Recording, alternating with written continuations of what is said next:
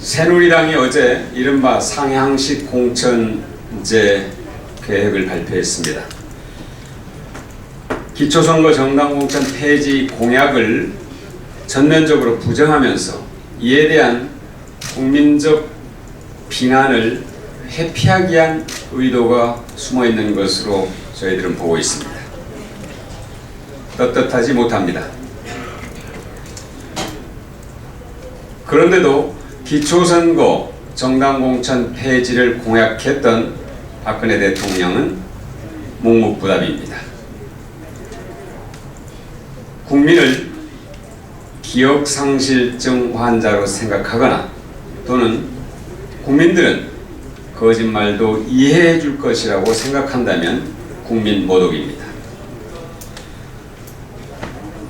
새누리당이 발표한 상향식 공천제의 내용 또한 이미 민주당이 대통령 후보 국민 경선이나 국회의원 후보 공천 과정 그리고 광역단체장과 기초단체장 공천 과정에서 도입했던 제도들을 원용한 것으로서 그렇게 새로운 내용은 없는 것으로 보고 있습니다.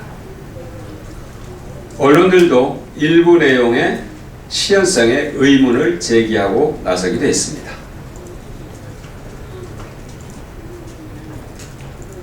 이제 박근혜 대통령이 말씀하실 차례입니다. 약속을 지키지 않는 것에 대한 묵묵부답은 원칙과 소신을 말하던 당당한 모습과는 동떨어진 모습입니다.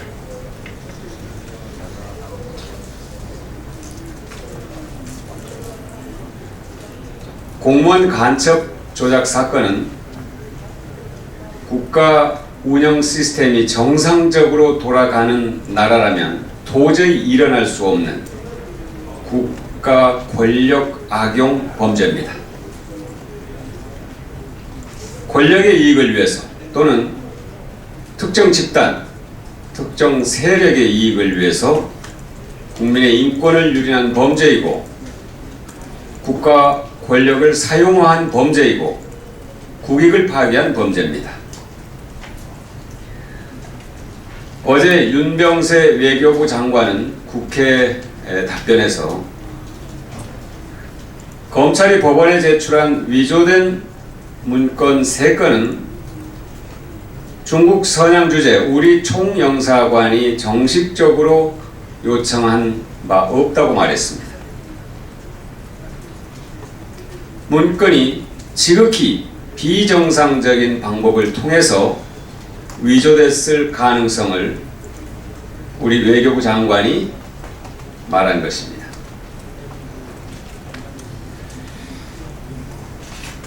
검찰은 국정원이 중국 선양 주재 우리 총영사관으로부터 받은 것이라고 말했고 국정원도 이렇게 말했습니다. 하지만 윤 장관이 국회 답변을 통해서 이를 공식적으로 부인함으로써 위조 문서의 제작 흐름이 더욱 분명해졌습니다. 국가보안법은 무고한 사람을 국가보안법으로 처벌하기 위해서 증거를 위조한다면 그 사람도 국가보안법으로 처벌하도록 하고 있습니다. 그만큼 국가보안법의 적용을 엄격하게 하라는, 신중하게 하라는 그런 취지일 것입니다. 이 희대의 국가기관 문서조작 범법 사건에 대해서 이제 남재준 국정원장, 황교안 법무장관, 김진태 검찰총장은 답을 해야 합니다. 시간을 끌 일이 아닙니다. 외교부는 자신들은 모르는 일이라고 공식적으로 밝혔습니다. 그러면 남은 것은 국정원과 검찰입니다. 국정원과 검찰이 연관된 또 다른 국기문란 사건의 진상을 밝히기 위해서는 스스로의 조사 그리고 국정조사 이어서 특검 특검이 반드시 이루어져야 할 것입니다. 민주당은 우선 공무원 간첩 사건